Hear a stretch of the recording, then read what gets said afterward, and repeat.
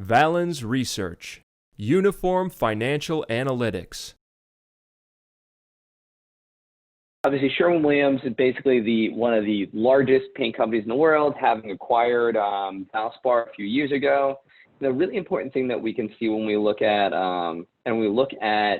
Sherwin-Williams is actually what's really interesting is around the asset growth question, right? This is not a company, and you know what I'm going to do to just make it easier for you to see this? I'm actually going to cap asset growth.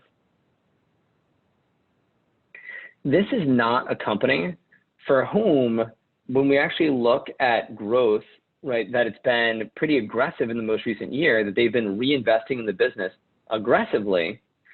This is a company where when we actually look at it, in reality, it hasn't grown at all since it acquired Valspar.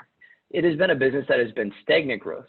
That changes the idea of if we think this company is going to grow at GDP or grow even more and going to be able to continue to see returns expand.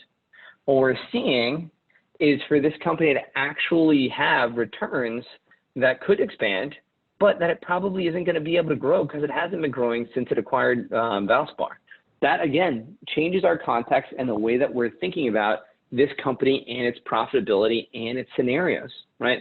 We actually say, how much would Sherwin-Williams need to see its returns expand if I don't think it's going to be growing its asset base at all in the future? Because it hasn't been recently, and quite frankly, as the largest player in the space, it's unlikely that it really can or would need to significantly, even in the current at-home revolution where we're aggressively, where people are redoing their homes, et cetera.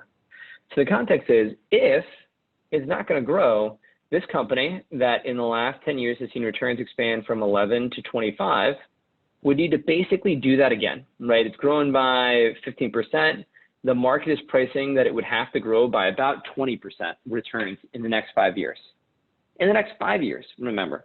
So I look at that and we can actually say, okay, does this make sense now that we understand this business isn't growing, so it really needs returns to expand to be able to do that? Valens Research, the world's leading source for uniform financial analytics.